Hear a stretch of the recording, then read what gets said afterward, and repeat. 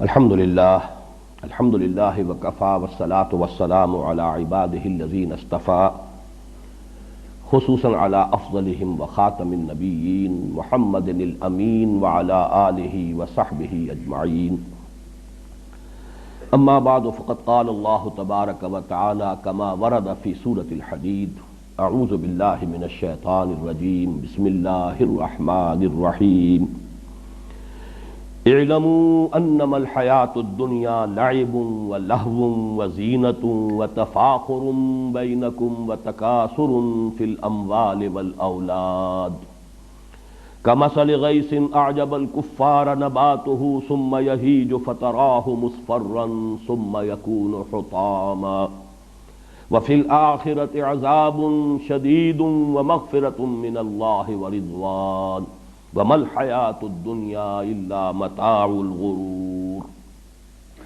سابقوا الى مغفرة من ربکم وجنة عرضها كعرض السماء والارض اعدت للذین آمنوا باللہ ورسلہ ذلك فضل اللہ یؤتیہ من یشاء واللہ ذو الفضل العظیم ما اصاب من مصیبت فی الارض ولا فی انفسکم الا فی کتاب من قبل ان نبرأها ان ذلك علی اللہ یسیر لکی لا تأسوا علی ما فاتکم ولا تفرحوا بما آتاکم واللہ لا يحب كل مختال فخور الذین یبخلون ویأمرون الناس بالبخل ومن يتول فإن اللہ هو الغنی الحمید صدق اللہ العظیم رب اشرح لی صدری ویسر لی امری واحلل عقدۃ من لسانی یفقہوا قولی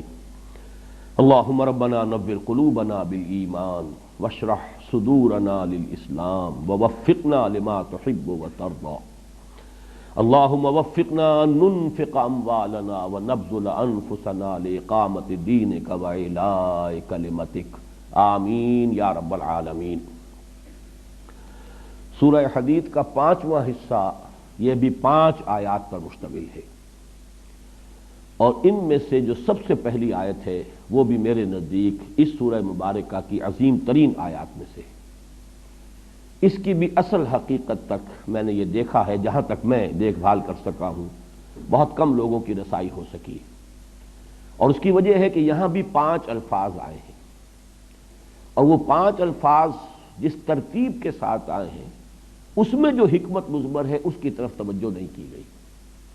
یہ مضمون کہ دنیا کی زندگی جو ہے کھیل ہے، تماشا ہے، اور یہ دھوکے کی ٹٹی ہے، اس اعتبار سے کہ اگر دنیا مطلوب و مقصود بن جائے اور آخرت سے غافل کر دے تو بل حیات الدنیا الا متاع الغرور، دنیا کی زندگی پھر دھوکے کا سامان ہے، دھوکے کے سامان کے سوا کچھ نہیں۔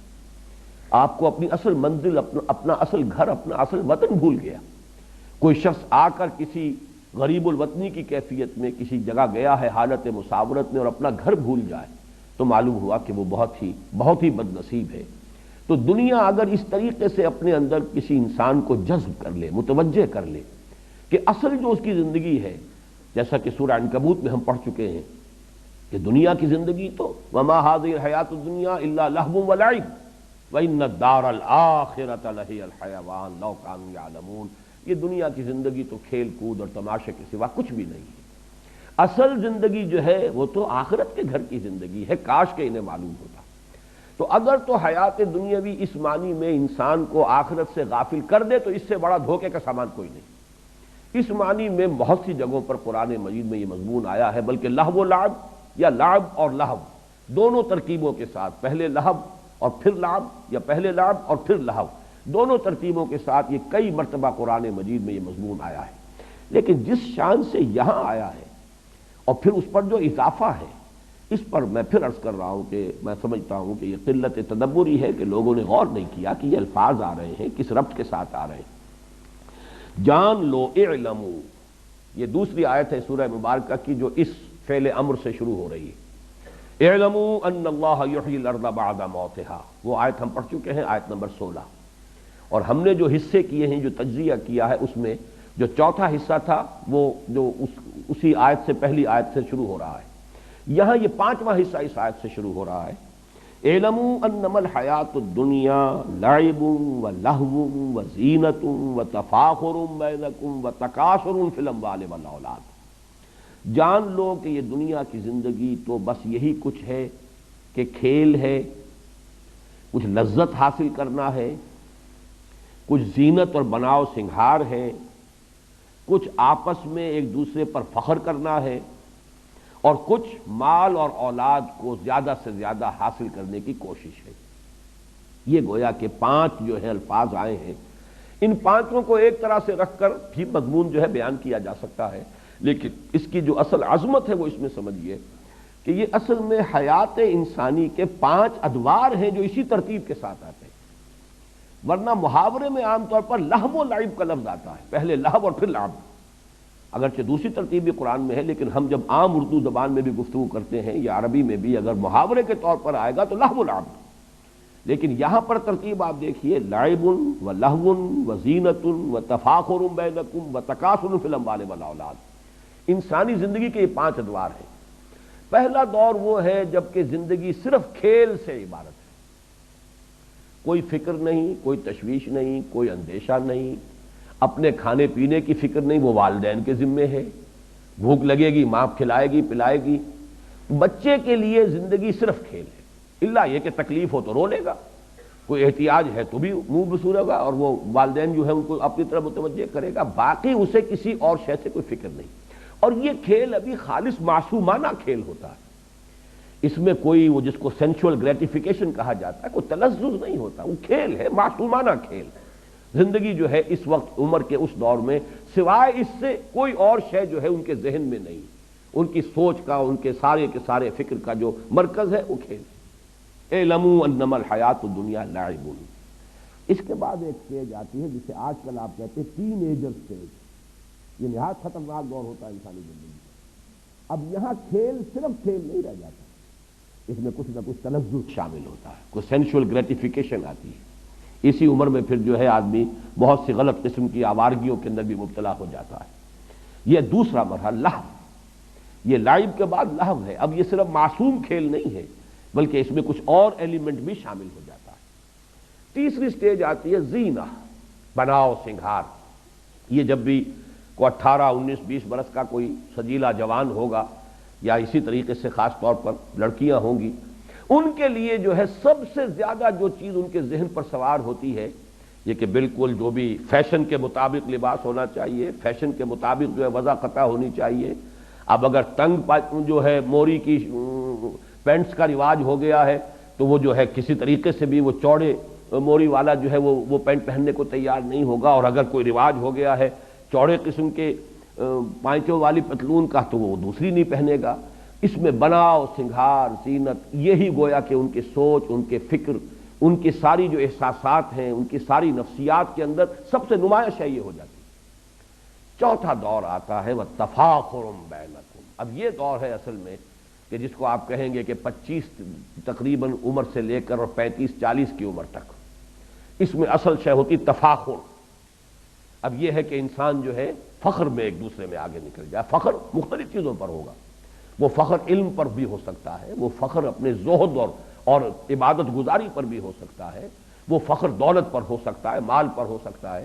جیسے کہ آپ کو معلوم ہے پٹھانوں کے ہاں یہ بات مشہور ہے کہ اب اگر جو بھی ان کا مد مقابل ہے اس کے گھر پہ اگر کار آ گئی ہے نئے ماڈل کی تو اب پٹھان چاہے اپنی زمین گروی رکھے چاہے کچھ کرے، بہرحال اسی ماڈل کی یا اس سے بھی بہتر کار، اس سے بڑے سائز کی کار جب تک اس کے دروازے پر نہیں آئے گی اسے چین نہیں آئے گی۔ یہ ایک دور ہوتا ہے تفاخر بین، اپنی نسل پر ہے، عصبیت پر ہے، اپنی قبائلی جو برتری ہے اس کا احساس ہو رہا ہے، یہ ہے تفاخر بینکم۔ 40 برس کے بعد جب عمر ڈھلنی شروع ہوتی ہے تکاثر فی الاموال والاولاد، اب انسان کو کثرت کی فکر ہو جاتی ہے، زیادہ سے زیادہ مال جمع ہو جائے، بلکہ میں یہ الفاظ استعمال کرتا رہا ہوں کہ تفاخر کے دور میں آدمی مونچھ اونچی رکھتا ہے، کچھ بھی ہو جائے مونچھ نیچی نہ ہو، لیکن تکاثر کے دور میں آ کر مونچھ چاہے موڑ دی جائے، پیسہ ملے، پیسہ ہے اصل شے، دولت آنی چاہیے، باقی یہ کہ ذرا مونچھ نیچی کر لی یا کچھ اور ہو گیا کوئی فکر نہیں ہے اس میں۔ پھر یہ آپ کہہ سکتے ہیں بڑا ریئلسٹ ہو جاتا ہے آدمی کہ اب یہ کیا ہم ان چیزوں کے اوپر خام خواہ جو ہے اپنی دولت ضائع کریں، پیسہ سنبھالو، دولت سامنے رکھو، اور تکاثر فی الاموال والاولاد، ویسے تو یہ کہ آج بھی کثرت اولاد جو ہے خاص طور پر جن کے جوان بیٹے ہو جائیں اس پہ اس کو یقیناً جو ہے بہت ایک تقویت حاصل ہوتی ہے۔ قبائلی زندگی میں تو اصل میں انسان کی ذاتی عزت اور وجاہت تھی ہی اس بنیاد پر۔ آج بھی آپ کی دیہاتی زندگی میں مجھے ایک لطیفہ یاد آتا ہے، میرے کلاس فیلو تھے ڈاکٹر سلیم صاحب تھے جو ایک حادثے میں، بلکہ حادثے میں کیا قتل کر دیے گئے، ایک ڈاکے میں انہوں نے میرے ساتھ MBBS کیا تھا۔ وہ مثال دیا کرتے تھے کہ ایک شخص ان کے گاؤں میں تھا، یہیں فیصل آباد کے قریب کا گاؤں تھا، باجوہ فیملی سے متعلق تھے وہ، کہ اس کے 11 بیٹے تھے، 11 کے 11 اعلیٰ تعلیم یافتہ ہو گئے۔ اب وہ کوئی کہیں پر DC لگا ہوا ہے، کوئی کہیں پر جو ہے اس طریقے سے ہے، گاؤں میں کوئی اس کے پاس نہیں تھا۔ وہاں پر مقابلہ ہوتا تھا جو بھی وہاں پہ لوگ ہیں، اب اس میں اس بیچارے کے ہاتھ دست و بازو نہیں ہے موجود کہ جو اس کی طرف سے لڑ سکیں، مدافعت کر سکیں، تو کہا کرتا تھا کوئی میرے 11 پڑھے ہوئے لے لے، مجھے ایک ان پڑھ دے دے۔ وہ اس لیے کہ یہاں تو اصل میں جس کی لاٹھی ہے، جس کے پاس طاقت ہے، اس کی عزت ہے، گاؤں میں تو سر اٹھا کر وہ چل سکتا ہے، اور یہ میرے پڑھے لکھے جو ہیں چلے گئے سب کے سب، یہاں میرے لیے تو وہ عزت اور کسی وجاہت کی بنیاد موجود نہیں۔ تو اس حوالے سے جانیے، اور خاص طور پر چونکہ قرآن مجید نازل ہو رہا ہے خاص اس قبائلی جو پس منظر ہے اس میں جو اولین مخاطب لوگ ہیں وہ تو وہی تھے کہ جن کا سارا نظام قبائلی تھا۔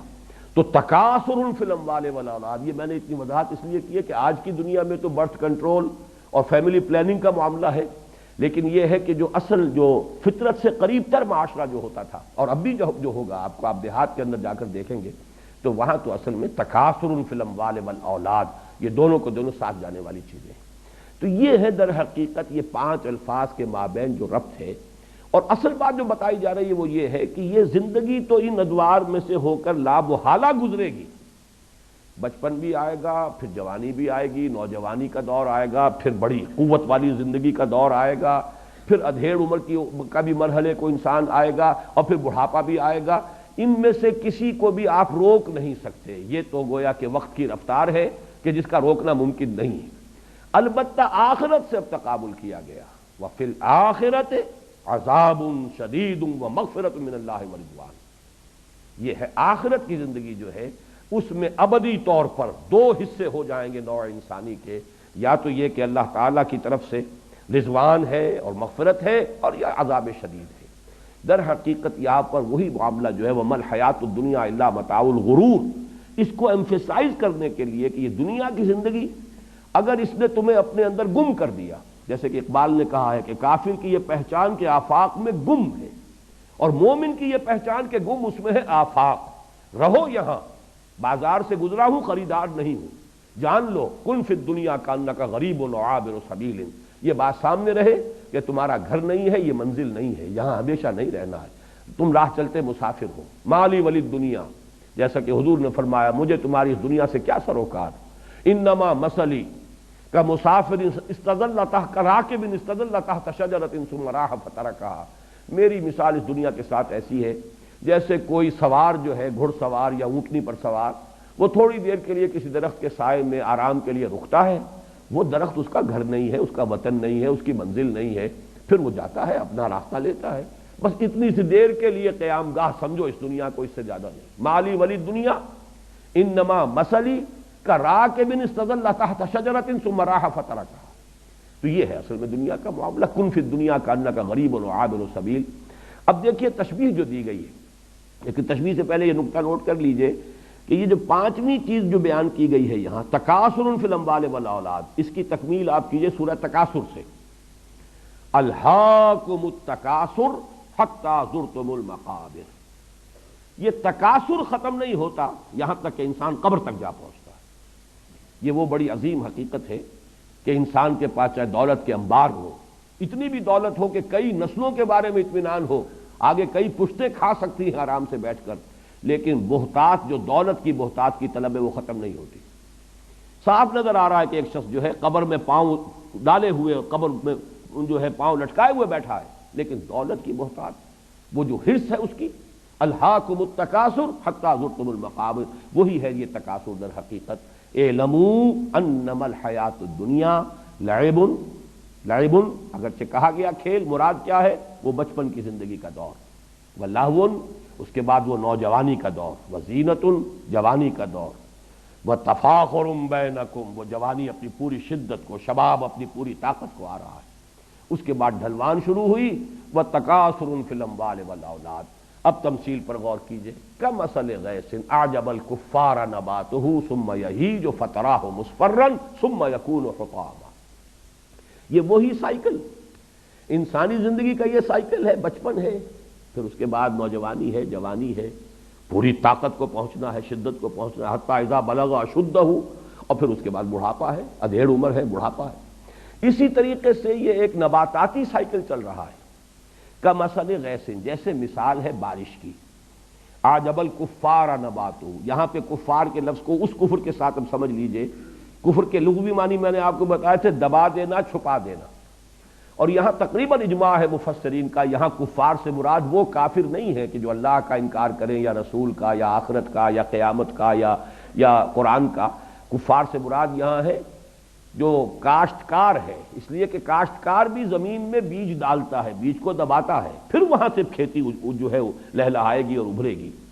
تو کمثل غیث، جیسے زراع کا لفظ آیا ہے سورہ فتح کے آخر میں، زراع اعجب یعجب الزراع، جس کو کہ جب بارش ہوتی ہے اور کھیتی جو ہے اپنی سوئی نکالتی ہے اور وہ چھوٹی چھوٹی سی پتیاں سامنے نمودار ہوتی ہے، تو کاشتکار کا دل باغ باغ ہو جاتا ہے۔ وہاں پر بھی یہ لفظ آیا تو فرمایا کمثل غیث اعجب الکفار نباتہ، بارش سے جو نباتات کا جو ظہور ہوا اس سے وہ کاشتکار کا دل باغ باغ ہو جاتا ہے۔ ثم یہیج، پھر وہ اپنی پوری قوت پر آتی ہے وہ کھیتی۔ حاجہ یہیجو جو ہے یہ آتا ہے کسی چیز کے جوش مارنے کے لیے، چنانچہ کہا جاتا ہے حاجت دم، خون نے جوش مارا۔ حاج الفحل، نر اونٹ جو تھا وہ جوش میں آیا، بفر گیا۔ حیجت یا حیجت الشر والحرب والبعیر، کسی شے کو جوش دلانا، یہ حیج یحیج تہییجن آتا ہے۔ اسی کو نوٹ کیجئے کہ ایک لفظ اردو میں مستعمل ہے، اس کا مادہ ہیجان، ہیجان کی کیفیت، ہیجانی کیفیت۔ یہ حاجہ یہیجو سے لفظ ہیجان ہے کہ جو ہماری ادبی جو لٹریری اردو ہے بہرحال اس کے اندر بہت معروف ہے۔ تو یہاں فرمایا کہ کھیتی ظاہر ہوئی، بارش ہوئی تھی، اب آپ نے دیکھا کہ اس کے بعد ہریاول جو ہے، سبزہ جو ہے، معلوم ہوتا ہے کہ اس جو بالکل بے آب و گیاہ ریت پڑا ہوا تھا، بے آب و گیاہ مٹی تھی، اس کے اندر اب سبزہ نمودار ہو گیا۔ پھر اس کے بعد ثم یہیج، پھر وہ فصل جو ہے لہلہاتی ہے، اپنی پوری قوت کو آتی ہے، جوش مارتی ہے۔ فتراہ مصفرا، پھر تم دیکھتے ہو زرد پڑ گئی۔ کچھ دیر کے بعد اب وہ چاہے گھاس بھی تھی، وہ کچھ عرصے کے بعد وہ گھاس جو ہے وہ زرد پڑ جائے گی۔ کھیتی بھی جب پختگی کو آتی ہے، اب جیسے کہ گیہوں کی فصل ہے، شروع میں تو وہ بڑا ہریالی کا منظر نظر آئے گا، لیکن جب فصل پکنے پہ آئے گی ثم تراہ فتراہ مصفرا، تو تم اس کو دیکھتے ہو کہ اب وہ زرد پڑ گئی ہے۔ ثم یکون حطاما، پھر وہ فصل کٹ گئی تب بھی، اور اگر صرف چراگاہ کی دنیا میں آپ کو معلوم ہے کہ بہت بڑے بڑے رقبے ہیں چراگاہوں پر مشتمل ہے، کوئی فصل نہیں ہوتی وہاں۔ یہ سارا سینٹرل ایشیا کے جو پلینز ہیں رشیا کے، میں بہت بڑے رقبے جو ہیں اس طرح کے ہیں، اور جو سٹیپس کہلاتی ہیں، کہ جو یہ سطح مرتفع کی جو ڈھلوانیں ہوتی ہیں جن پر سب سے زیادہ قوی لوگ پیدا ہوتے ہیں، یہ تمام لوگ جو پہاڑی سطح مرتفع کے علاقوں کے رہنے والے، یہ منگولز بھی وہیں کے تھے، پھر اسی طریقے سے یہ مرہٹا جو ہے ہندوستان کے اندر، یہ بھی وہ سطح مرتفع دکن کی جو ہے اس کے لوگ ہیں، کہ ان کے ہاں بس کام یہی ہے کہ وہ ان کے جو بھی جانور ہیں وہ بارش ہوئی اور وہ سبزہ ہوا اور اس کے اوپر وہ چرتے پھر رہے ہیں، اور باقی یہ کہ اس گھوڑے کے اوپر سوار ہو کر یہی قبائل تھے کہ جو پھر نکلتے تھے تو دنیا میں کوئی ان کا مقابلہ نہیں کر سکتا تھا، وہ ٹیلا ہو، وہ چنگیز ہو، کہاں سے چل کر کہاں پہنچا ہے۔ یہ تمام کے تمام یہ حقائق جو ہیں ہسٹوریکل ایچ جی ویلز نے بڑی خوبصورتی سے بیان کی ہے۔ بہرحال یہاں پر یہ دیکھیے کہ اس کے بعد کیا ہوتا ہے، وہ سبزہ بھی ہے تو پھر کچھ عرصے کے بعد وہ دھوپ کی وجہ سے وہ جل جائے گا، زرد ہو جائے گا، اور وہ بھربھرا سا ہو کر پھر وہ پاؤں تلے رونا جائے گا، اور کچھ عرصے کے بعد مٹی ہو کر مٹی میں مل جائے گا، پھر اس کا کوئی وجود ہی نہیں ہوگا۔ وہ سبزہ، وہ ہریالی، وہ تر و تازگی وہ ختم ہوئی، پھر معلوم ہوا کہ پھر وہی خاک اڑ رہی ہے، پھر وہی ویرانی ہے، پھر وہی ریگزار کا ایک منظر ہے۔ اور چونکہ عرب کا پس منظر ہے خاص جس میں کہ یہ قرآن مجید نازل ہو رہا ہے، تو یہ پورا کا پورا اس کا پس منظر واضح ہو گیا۔ تو جیسے یہ سائیکل ہے، اب ہمارے ہاں فصلوں کا معاملہ ہوتا ہے، بیج ڈالا ہے، باقاعدہ فصل ہوئی ہے، لیکن وہاں بھی تو یہ ہوگا، فصل جب کٹ جاتی ہے تو کیا ہوتا ہے، اس کے بعد تو وہاں پر یہی ہے کہ کچھ تھوڑا بہت جو ہے وہ اڑتے پھر رہے ہیں، وہ تنکے ہیں کہ جو توڑی کے تنکے ہیں، توڑی بھی اگر فرض کیے جمع کر لی گئی ہے تو کہیں کہیں جو اس کے باقیات الصالحات ہیں وہ ہیں، ہوا انہیں لیے پھر رہی ہے۔ اب وہ منظر خوشنما نہیں رہا۔ یہ سائیکل ہے نباتاتی جو اس دنیا میں چند مہینوں کی سائیکل ہوتی ہے، لیکن یہ کہ انسان کی زندگی کا یہی سائیکل ہے۔ جس گھر میں بھی نئی ولادت ہوئی ہے، بچہ پیدا ہوا ہے، خوشی کے شادیانے بجائے جا رہے ہیں، خوشیاں منائی جا رہی ہیں، پھر وہ بچہ بڑھا ہوتا ہے، پھر اس میں طاقت آتی ہے، وہ جوانی کو پہنچتا ہے، اس کی امنگیں ہیں، اس کے ولولے ہیں، اس میں تفاخر پیدا ہوتا ہے، زینت و تفاخر، پھر یہ کہ اس کی جو ہے ایک ڈھلوان آتی ہے۔ اب چہرے پر بھی زردی آتی ہے، فتراہ مصفرن، چہرے پر جھریاں پڑ رہی ہیں، بال جو ہے سیاہ نہیں رہے، سفید ہو گئے ہیں، ہو کہ آخر کار بڑھاپا آئے گا، موت آئے گی اور وہ قبر میں اتار دیے جائیں گے اور کچھ عرصے کے بعد مٹی ہو کر مٹی میں مل جائیں گے۔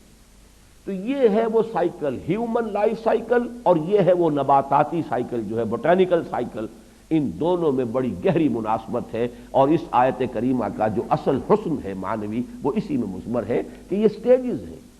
اعلموا انما الحیات الدنیا لعب ولہو وزینۃ وتفاخر بینکم وتکاثر فی الاموال والاولاد کمثل غیث اعجب الکفار نباتہ ثم یہیج فتراہ مصفرا ثم یکون حطاما۔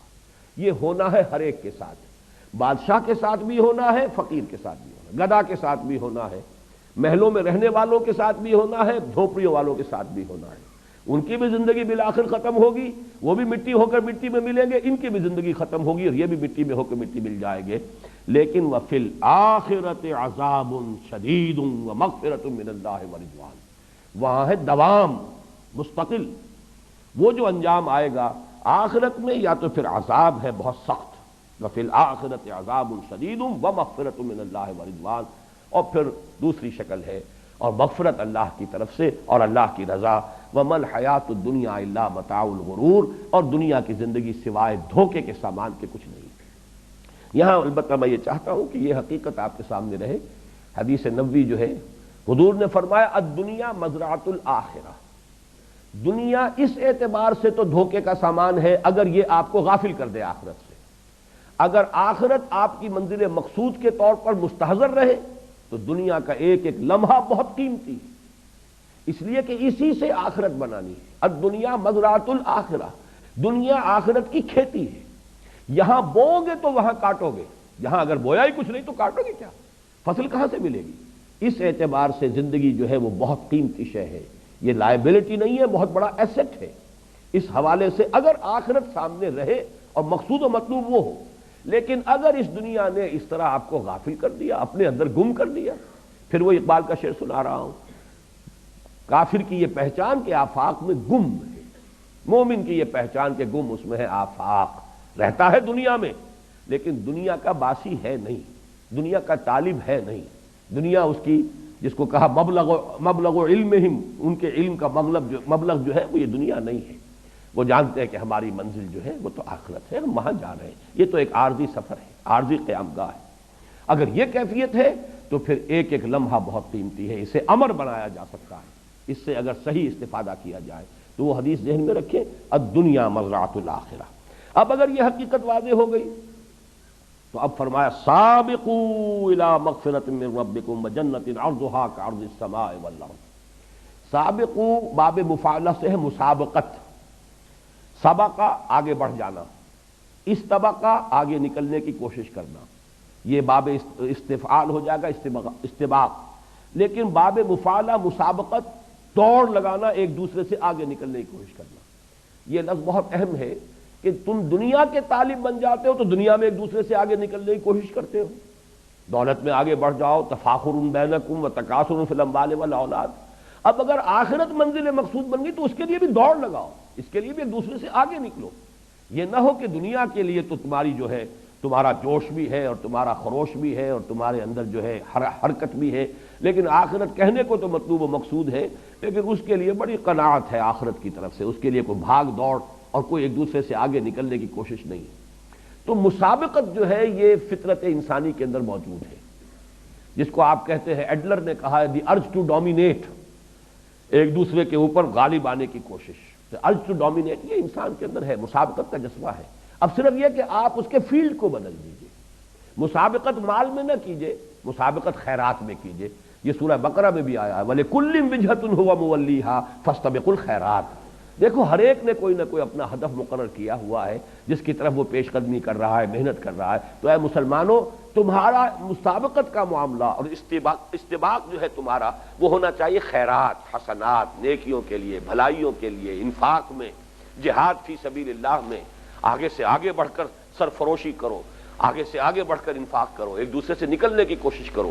تو دین کے معاملے میں یہ مسابقت محمود ہے، یہ ناپسندیدہ شے نہیں ہے، جس کی کہ مثالیں ہمیں صحابہ کرام میں ملتی ہیں کہ حضرت عمر فرماتے ہیں کہ غزوہ تبوک کے موقع پر جب حضور نے کہا ہے کہ بڑا کڑا وقت آ گیا ہے دین کے لیے، اب جو بھی کوئی لا سکتا ہو لے کر آئے، اور ضرورت ہے پیسے کی، مال کی، اس لیے کہ بہرحال اسلحہ فراہم کرنا ہے، سواریوں کا بندوبست کرنا ہے، رسد کا بندوبست کرنا ہے۔ تو حضرت عمر فرماتے ہیں کہ اتفاقاً اس وقت میرے پاس دولت بہت تھی۔ یہ اتفاقاً کا لفظ سمجھ لیجئے کیوں تھی؟ اس لیے کہ کاروباری آدمی جو ہوتے ہیں یہ سب تاجر تھے، عرب کے سب لوگ، مہاجرین سب کے سب تاجر تھے۔ تاجر کو ہاں یہ ہوتا ہے کہ کبھی تو جس کو آپ کہتے ہیں لیکویڈیٹی، کبھی تو وہ اتنی ہوتی ہے، کوئی اتنی رقم موجود ہے، اویلیبل ہے، ورنہ یہ کہ آپ کی رقم انویسٹڈ ہے، آپ چاہتے بھی نکالنا نہیں نکال سکتے۔ لیکن کسی وقت یہ کہ آپ کے پاس دولت جو ہے کیش کی شکل میں یا اویلیبل مال کی شکل میں موجود ہے۔ تو حضرت عمر فرماتے ہیں کہ اس وقت میرے پاس اتفاق سے دولت بہت تھی، پیسہ بہت تھا۔ میں نے سوچا اس موقع پر تو میں ابو بکر سے بازی لے ہی جاؤں گا۔ تو دیکھیے یہاں وہ مسابقت کا جذبہ ہے، لیکن مسابقت فی الخیرات، فاستبقوا الخیرات۔ تو میں نے یہ کیا کہ اپنی ساری جو بھی تھی میرے ایسٹس تھے، 2 حصے کیے، ایک حصہ لا کے حضور کے قدموں میں ڈال دیا۔ اب منتظریں دیکھیں آج کیا ہوتا ہے۔ استباق تو ہو رہا ہے، مسابقت تو ہو رہی ہے۔ حضرت ابو بکر جو لائے ہیں تو پوچھا حضور نے کہ کیا چھوڑا گھر والوں کے لیے؟ عرض کیا کچھ نہیں چھوڑا، جو کچھ تھا لیا۔ تو حضرت عمر فرماتے، اب دیکھیے یہاں پر کوانٹٹی کا ایلیمنٹ نہیں آئے گا، جو کچھ تھا لے آئے، چاہے وہ کم ہو، اس کی کوئی ہمیں اس کی تفصیل نہیں معلوم کہ کتنا کچھ لائے تھے اور حضرت عمر کتنا لائے تھے، لیکن وہ جتنا بھی لائے تھے وہ کل کا کل تھا، اور حضرت عمر جتنا بھی لائے تھے وہ نصف تھا۔ نصف تو نصف رہے گا، کل کے برابر نہیں ہو سکتا۔ تو حضرت عمر فرماتے اس روز میں نے جان لیا کہ ابو بکر سے آگے بڑھنا ممکن نہیں ہے، رضی اللہ تعالی عنہما۔ تو یہ ہے اصل میں فاستبقوا الخیرات، سابقوا، دوڑو، آگے نکلو۔ اور اس کی بڑی پیاری حدیث بھی موجود ہے، حضور نے فرمایا دیکھو دنیا میں اس کو دیکھا کرو جو تم سے پیچھے ہو، اور دین میں اس پر نگاہ رکھو جو تم سے آگے ہو۔ اس لیے کہ جو آگے ہے دین میں اس کو دیکھو گے تمہارے اندر بھی جذبہ ابھرے گا، یہ اگر اتنی کچھ کر رہا ہے میں بھی کر سکتا ہوں، میری ہی طرح کا انسان ہے۔ اور اگر جو پیچھے ہے دین میں اس کو دیکھو گے تو سمجھو گے میں جو کر رہا ہوں بہت کر رہا ہوں، اس لیے کہ اس نے تو یہ بھی نہیں کیا، میں نے تو یہ کچھ تو کر لیا، تو اس سے آپ کی ترقی رک جائے گی۔ دنیا میں اگر آگے والے کو دیکھیں گے تو آپ میں جذبہ ابھرے گا کہ آپ دنیا کمانے کے لیے اور مزید محنت کریں، پیچھے والے کو دیکھیں گے تو قناعت پیدا ہوگی۔ تو دنیا کے لیے قناعت چاہیے، اب اس کا بھی تو گزارا ہو رہا ہے، اس کے بغیر بھی تو کام چل رہا ہے، آخر وہ بھی اسی دنیا میں رہ رہا ہے، تو کیا ضروری ہے؟ جیسے کہ مرزا عبد القادر بے دل کا شعر ہے، بڑا پیارا شعر ہے کہ ہرس قانے نیست بے دل ورنہ درکار حیات آنچما درکار داریم اکثرست درکار نیست۔ یہ تو ہماری ہرس ہے کہ یہ بھی ہو وہ بھی ہو، یہ بھی ضرورت ہے اس کی بھی ضرورت ہے، ورنہ واقعہ یہ ہے کہ ہم جن چیزوں کو سمجھتے ہیں کہ یہ لازمی ہے زندگی گزارنے کے لیے، ان کی اکثریت ایسی چیزیں ہیں کہ جو اکثرش درکار نیست، وہ حقیقت میں درکار نہیں ہوتی۔ تو دنیا میں اس کو دیکھو جو تم سے پیچھے ہے، تاکہ جو بھی تمہیں حاصل ہے اس پہ قناعت پیدا ہو، شکر ادا کرو اللہ کا۔ اور دین میں اس کو دیکھو جو تم سے آگے ہے، تاکہ تمہارے اندر بھی آگے بڑھنے کا جذبہ پیدا ہو۔ سابقوا الی مغفرۃ من ربکم وجنۃ عرضھا کعرض السماء والارض، اس جنت کے حصول کے لیے دوڑ لگاؤ جس کا پھیلاؤ، جس کی پہنائی آسمان اور زمین جتنی ہے۔ چنانچہ ایک دوسرے مقام پر یہ بھی آیا ہے وسارعوا، لفظ سارعوا وہاں آیا، مسارعت، یہ سورہ آل عمران کی آیت نمبر 133 ہے۔ سارعوا الی مغفرۃ من ربکم وجنۃ عرضھا السماوات والارض، یہاں جو لفظ عرض آیا ہے ان دونوں آیات میں، وہ ایک تو ہم لفظ عرض استعمال کرتے ہیں طول کے مقابلے میں، طول اور ہے، عرض کم ہوتا ہے، طول زیادہ ہوتا ہے، لیکن عربی زبان میں جو عرض کا لفظ آتا ہے وہ کسی شے کی وسعت کے لیے، مجرد وسعت کو ظاہر کرنے کے لیے۔ قرآن مجید میں کس مقام پر ہے یہ تو میرے ذہن میں نہیں ہے، ذو دعائن عریض، یعنی جب انسان کو کوئی تکلیف آتی ہے تو بڑی لمبی چوڑی دعائیں مانگنی شروع کر دیتا ہے۔ اب وہاں پہ کوئی طول کا لفظ علیحدہ نہیں آیا ہے، لمبی چوڑی دعائیں، ذو دعائن عریض، بڑی لمبی لمبی چوڑی چوڑی دعائیں مانگتا ہے انسان، اور جب ہماری طرف سے نعمت مل جاتی ہے تو ہمیں بھول جاتا ہے یہ یاد ہی نہیں رہتا کہ کبھی وہ ہمیں پکارتا بھی تھا، کبھی ہم سے دعائیں بھی کرتا تھا۔ تو احتیاج میں آدمی ہوتا ہے، اللہ کو پکارتا ہے۔ تو یہاں عرض سے مراد ہے کہ جنت کا تم تصور کر ہی نہیں سکتے۔ اور میں نے بالکل شروع میں اس سورہ مبارکہ کے درس کے دن میں عرض کیا تھا کہ چونکہ قرآن مجید سائنس کی اصطلاحات، فلسفے کی اصطلاحات استعمال نہیں کرتا، بس کسی شے کو کل جو ہمارا تصور ہے کائنات کا، آسمان اور زمین، بس یہ الفاظ ہیں۔ عام انسان جو ہے اس کے حوالے سے، تو اسی لیے جنت کتنی بڑی ہوگی تم کیا تصور کر سکتے ہو؟ تمہارا تو اپنا ذہن بہت ہی مختصر ہے۔ آج کا انسان بھی ابھی کچھ اسے پتہ نہیں دنیا کتنی لمبی چوڑی ہے، یہ کائنات کہیں کہاں سے شروع ہوتی ہے کہاں ختم ہو رہی ہے، کچھ پتہ نہیں۔ جتنی ٹیلیسکوپ بڑی ہوتی چلی جا رہی ہے اتنی کائنات بھی پھیلتی چلی جا رہی ہے۔ بہرحال کہیں کسی ٹیلیسکوپ نے آج تک یہ نہیں بتایا کہ اس جگہ پر کائنات ختم ہوتی ہے، وہاں تک ہماری جو ہے رسائی ہو گئی ہے نگاہ کی۔ تو اس اعتبار سے قرآن مجید وہ الفاظ استعمال کرتا ہے جسے عام دیہاتی، جسے عام بدو جو تھا عرب کا وہ بھی سمجھ لے۔ ارضھا کارض السماء والارض، اس جنت کی وسعت اور اس کی پہنائی تم کیا سمجھو گے؟ بس یوں سمجھو آسمانوں اور زمین جتنی، یا آسمان اور زمین جتنی۔ لیکن فرمایا اعدت للذین آمنوا باللہ ورسلہ، اعداد کہتے ہیں کسی چیز کو اہتمام کے ساتھ تیار کرنا۔ یہ جنت فراہم کی گئی ہے، تیار کی گئی ہے، سنواری گئی ہے پوری طریقے سے، اس کو بنایا گیا ہے کس کے لیے؟ للذین آمنوا باللہ ورسلہ، جو ایمان لائے اللہ پر اور اس کے رسولوں پر۔ اب یہ نوٹ کر لیجئے کہ اس آیت میں بھی اور 19ویں آیت میں بھی آگے کسی شے کا اضافہ نہیں کیا۔ جیسے کہ وہاں ہم نے دیکھا تھا 19ویں آیت میں کہ جس میں کہ وہ سلوک قرآنی جو ہے وہ اپنے آخری کلائمیکس کو پہنچا ہے، والذین آمنوا باللہ ورسلہ اولئک هم الصدیقون۔ اب نہ وہاں انفاق کا تذکرہ ہے، نہ وہاں پر قتال کا تذکرہ ہے، نہ اعمال صالحہ کا تذکرہ ہے، لیکن مراد کیا ہے؟ جب ایمان حقیقی معنی میں ہوگا، واقعتاً ایمان ہوگا، حقیقی ایمان ہوگا، تو یہ گویا کہ از خود مندرج ہیں وہاں پر، یہ انڈرسٹوڈ ہے۔ اس ایمان کے ساتھ انفاق بھی ہوگا، اس ایمان کے ساتھ قتال بھی ہوگا، اس ایمان کے ساتھ جہاد بھی ہوگا، اس ایمان کے ساتھ اعمال صالحہ بھی ہوں گے، اس ایمان کے ساتھ نماز، روزہ، حج اور زکوٰۃ بھی ہوں گے، یہ سب کچھ ہوں گے۔ لہذا جہاں پر بھی ایمان اب آ رہا ہے، یہ نہ سمجھیے کہ مجرد ایمان کی بات ہو رہی ہے۔ اعدت للذین آمنوا باللہ ورسلہ، یہ تیار کی گئی ہے جنت، اس کو آراستہ پیراستہ کیا گیا ہے ان لوگوں کے لیے جو اللہ پر اور اس کے رسولوں پر حقیقتاً ایمان رکھنے والے ہیں۔ ذالک فضل اللہ یؤتیہ من یشاء، اور یہ اللہ تعالیٰ کا فضل ہے، جس کو چاہے گا دے گا۔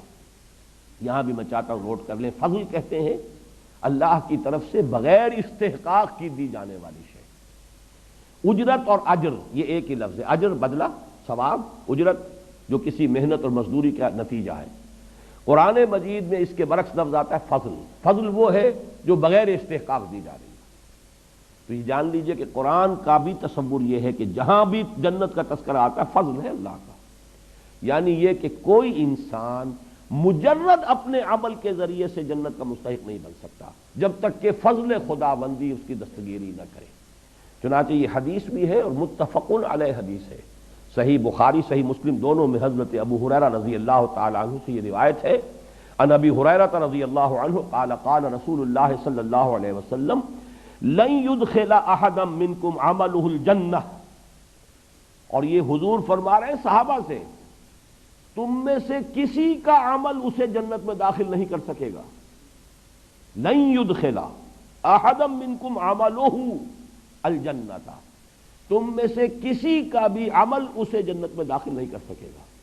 قالوا ولا انت، یہ میں بارہا کہا کرتا ہوں کہ جس کو بھی اللہ نے اس وقت کی توفیق دی، بڑی جرت سے کا مظاہرہ کرتے ہوئے حضور سے پوچھ لیا، حضور کیا آپ کا بھی معاملہ یہی ہے؟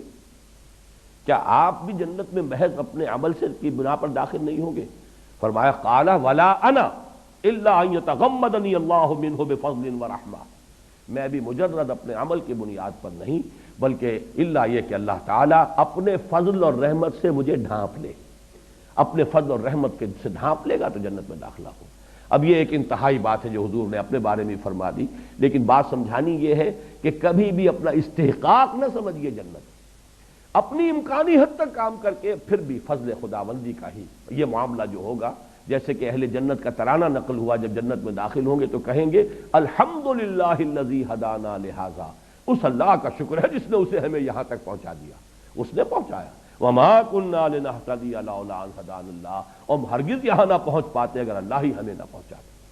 تو یہ لفظ فضل کے حوالے سے اس بات کو نوٹ کر لیجئے، ذالک فضل اللہ یؤتیہ من یشاء واللہ ذو الفضل العظیم، اللہ بہت بڑے فضل کا مالک ہے۔ اب اس کے بعد جو آیات ہیں اگرچہ تعداد میں کئی ہیں لیکن مجھے ابھی اس کو بیان کرنا ہے، یہ ایک مضمون ہے جو اس سے پہلے سورہ تغابن میں بڑی وضاحت سے آ چکا ہے۔ یہاں اگرچہ لفظاً زیادہ تفصیل ہے، وہاں معنن کم الفاظ میں یہ بات آ چکی ہے، تفصیل میں وہاں بیان کر چکا ہوں۔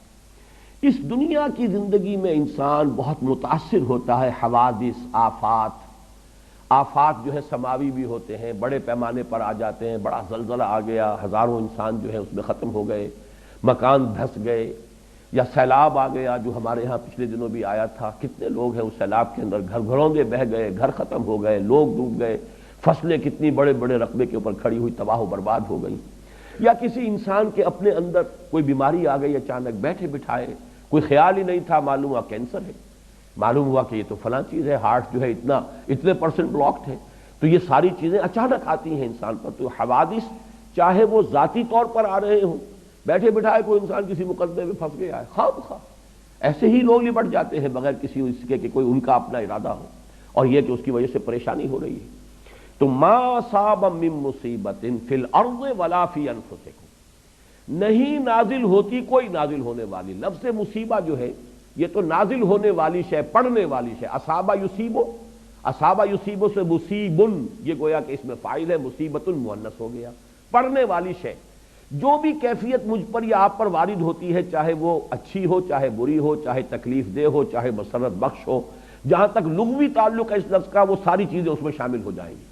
تمام حوادث، تمام واقعات جو بھی ہم پر کیفیات وارد ہوتی ہیں وہ سب کی سب اس میں آ جائیں گی۔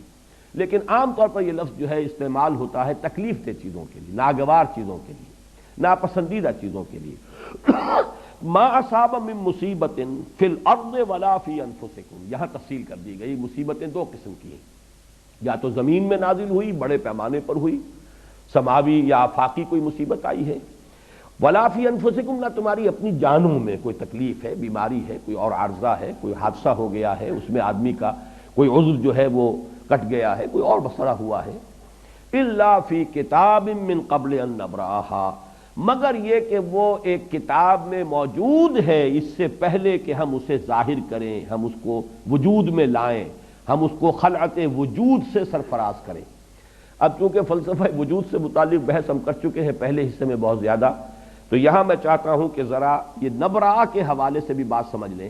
اللہ تعالیٰ کا ایک اسم گرامی ہے الباری، الخالق الباری المصور، وہ جو گلدستہ قرآن مجید میں 16-17 اسماء جو ایک جگہ آئے ہیں 3 آیات میں، اسی میں یہ الباری بھی آیا ہے۔ تیسری آیت کے اندر پھر یہ هو اللہ الخالق الباری المصور له الاسماء الحسنى، تو اللہ تعالیٰ کی یہ شان ہے کہ وہ باری ہے۔ باری کے معنی کیا ہے؟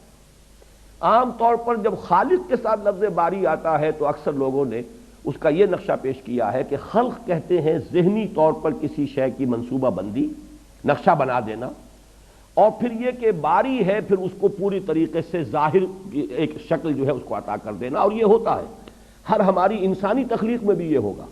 کوئی مصور ہے، اس کے ذہن میں پہلے خاکہ بن جاتا ہے، پھر وہ اسے صفحہ کرتاس پر لاتا ہے یا جو بھی اس کا کینوس ہے اس کے اوپر اس کو اتارتا ہے۔ کوئی موجد ہے، اس کے ذہن میں پہلے ایجاد کا نقشہ وجود میں آ جاتا ہے، پھر وہ عملاً جو ہے اس کا خروج جو ہے باہر ہوتا ہے۔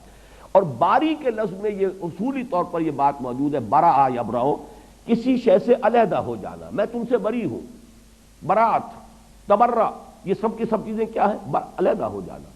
تو در حقیقت اللہ تعالیٰ کی تخلیق کے بارے میں بھی فلاسفہ نے اس کے یہ 2 مراحل بیان کیے ہیں کہ ایک ہے کسی شے کا وجود علمی جو اللہ کے اپنے علم میں تھا، شے ہمیشہ سے تھی، وہ اللہ کے علم میں تھی، اس کا خارجی وجود نہیں تھا، اب وہ وجود میں آئی ہے خارجی طور پر، تو یہ ہے برا یبرأ، اور اس کے حوالے سے اللہ تعالیٰ باری ہے۔ جو بھی حوادث اس کائنات میں آنے والے ہیں علم خداوندی میں تو پہلے سے موجود ہیں، وہ عالم ما کان ما یکون ہے، جو ہونے والا ہے، جو ہوا ہے، سب اس کے علم میں ہے۔ تو اس کا گویا کہ جہاں تک وجود علمی کا تعلق ہے وہ تو ہر شے ہمیشہ سے ہے، اللہ کی ذات کے ساتھ اس کا علم، جیسے اللہ کی ذات قدیم ہے ایسے ہی اس کی صفات قدیم ہے، تو اس کا علم بھی قدیم ہے۔ ہر شے کا ایک وجود علمی جو ہے وہ اللہ کی ذات کے ساتھ پہلے سے قائم تھا، اس کو کہا گیا الا فی کتاب، کتاب سے مراد ہے اللہ تعالیٰ کا علم۔ تو اللہ کے علم میں وہ شے پہلے سے موجود تھی. پھر من قبل ان نبرآہا، اب گویا کہ یہ وہاں سے ظاہر ہو رہی ہے. اس کو اگر ذرا اس پر بہت زیادہ قیاس تو نہ کیجیے گا. علامہ اقبال کا ایک بہت اونچا شعر ہے، وہ میں آپ کو سنا رہا ہوں. بضمیرت آرمیدم تو بجوش خود نمائی، بکنارہ برفگندی در آب دار خود را. اے اللہ میں تو تیرے اندر، تیرے وجود کے اندر بڑے آرام سے تھا. کیا مانی؟ میں علامہ اقبال جو 1877 میں پیدا ہوئے، یا اس سے 9 مہینے پہلے وہ والدہ محترمہ کے رحم کے اندر ان کا جو بھی استقرار حمل ہوا، اس سے لاکھوں کروڑوں برس پہلے بھی تو ان کا وجود اللہ کے علم میں تو تھا نا. کیا اللہ کو معلوم نہیں تھا؟ تو وجود جو ہے اس اعتبار سے وجود علمی جو ہے میرا، بضمیرت آرمیدم، میں تیرے وجود کے اندر، تیرے علم میں بڑے آرام میں تھا. مجھے تو کوئی چنتا نہیں، کوئی تشویش نہیں، کوئی فکر نہیں.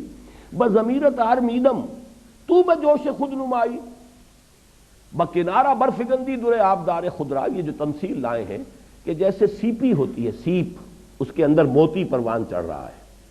جب موتی بن جاتا ہے تو سیپ خود کھلتی ہے اور موتی کو باہر پھینک دیتی ہے.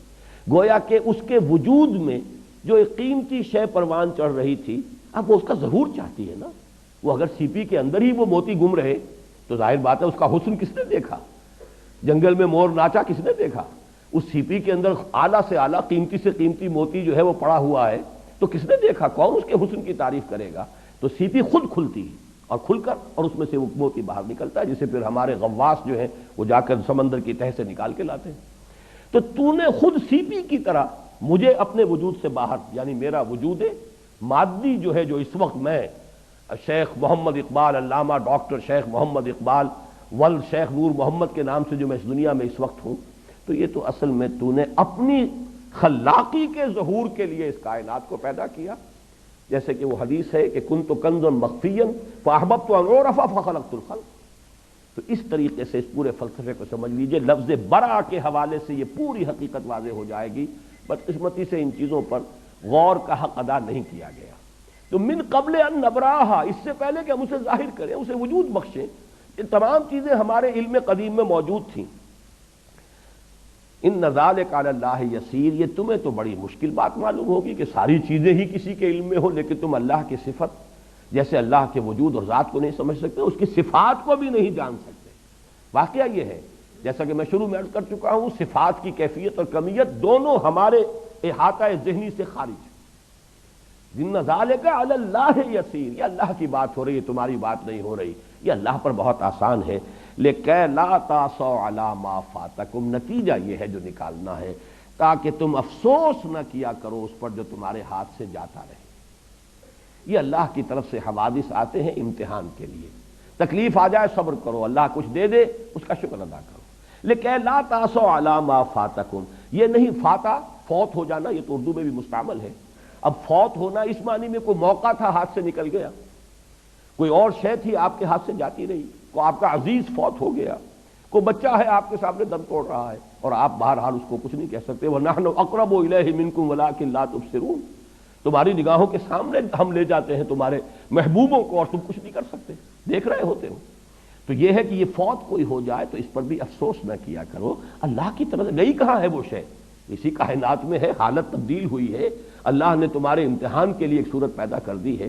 لیکن لا تاسوا علی ما فاتکم ولا تفرحوا بما آتاکم، جو کچھ اللہ دے دے اس پر اترایا نہ کرو، اس لیے کہ یہ بھی امتحان کے لیے ہے، یہ بھی بغرض آزمائش ہے. دولت دی ہے تو حساب بھی تو دینا ہوگا.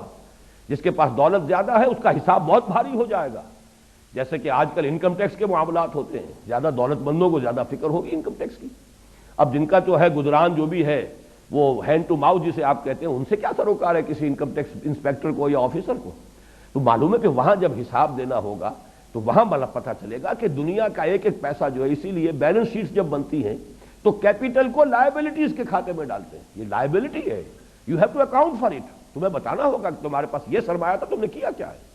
تو یہ تو وہ جو 5 سوال بتائے گئے ہیں، لن تزول قدم ابن آدم حتی یسأل عن 5 عن عمرہ فیما افناہ وعن شبابہ فیما ابلاہ وعن مالہ من این اکتسبہ وفیما انفقہ وعما عمل فیما علمہ.